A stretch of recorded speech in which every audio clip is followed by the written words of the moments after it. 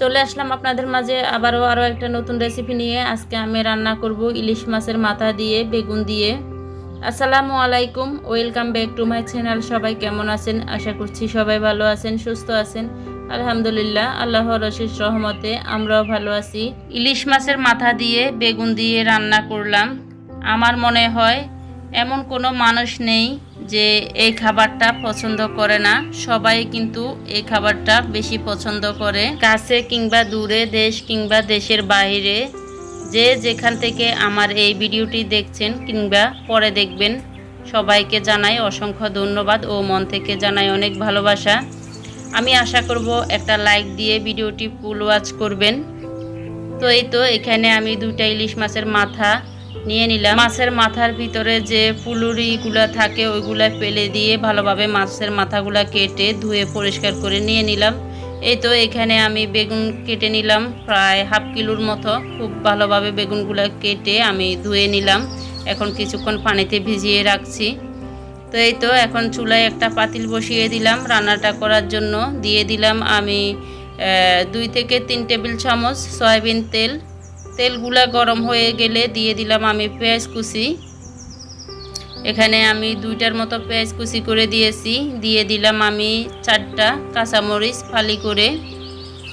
এখন হচ্ছে দিয়ে দিব 1.5 চা চামচ রসুন বাটা। আমি এখানে আদা বাটা ইউজ করব না। আমি যে চামচটা করে রসুন বাটাটা দিয়েছি ওটা হচ্ছে আমার টেবিল চামচ। এখন হচ্ছে আমি দিয়ে দিব স্বাদ মতো লবণ দিয়ে পেঁয়াজ রসুন কাঁচামরিচগুলো আমি কিছুক্ষণ ভেজে নেব যাতে রসুনের কাঁচা গন্ধটা চলে যায়। এখানে আমি মশলা নিয়ে নিলাম। আমি এখানে 1 চা চামচ করে নিয়েছি হলুদ আর লাল মরিচের গুঁড়ো, হাফ চা চামচ করে নিয়েছি ধনিয়া আর জিরার গুঁড়ো। তো সবগুলা দিয়ে আমি মিডিয়াম আঁচে কিছুক্ষণ মশলাগুলো ভেজে নেব। আপনারা দেখতে পেলেন এখানে আমি আদার পেস্টটা ব্যবহার করি নাই। আদার পেস্ট যদি ব্যবহার করা হতো তাহলে ইলিশ মাছের গ্রানটা, আসল যে গ্রানটা থাকে ওটা পাওয়া যেত না। তো এখন আমি কিছু ফুটান্ত পানি দিয়ে মশলাগুলো ভালোভাবে কষিয়ে নিব। আমি যেভাবে রান্নাটা করতেছি এভাবে যদি আপনারা ইলিশ মাছের মাথা দিয়ে বেগুন দিয়ে রান্না করেন বা যাই কিছু দিয়ে রান্না করেন, আপনাদের রান্নাগুলো খুবই মজার হবে।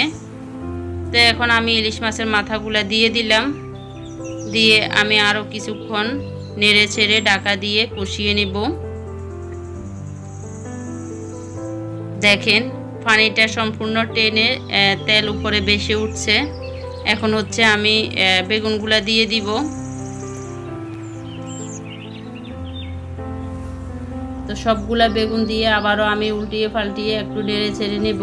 আপনাদের সাথে একটা কথা শেয়ার করি, আমি হচ্ছে অনেকের ভিডিও দেখি, যদি আমি 2 দিন দেখতে না পারি আমি ওনাদের প্রোফাইলে ঢুকে 2-3 দিনের ভিডিওগুলো আমি দেখে নিই, 2-3টা ভিডিও দেখে নিই।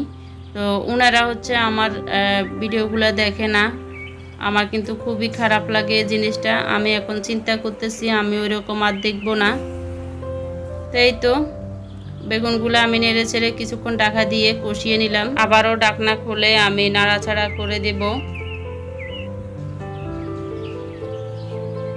তো এইভাবে আমি নাড়াচাড়া করে কিন্তু কিছুটা পানি দিয়ে দেব, ফুটান্ত পানি।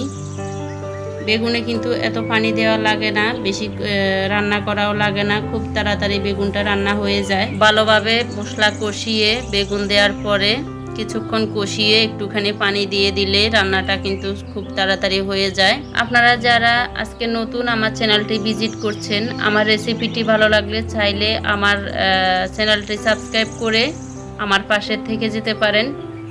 যারা ফেসবুক থেকে দেখছেন, ভিডিওটি ভালো লাগলে, রেসিপিটি ভালো লাগলে চাইলে আমার পেজটি ফলো দিয়ে আমার পাশে থেকে যেতে পারেন।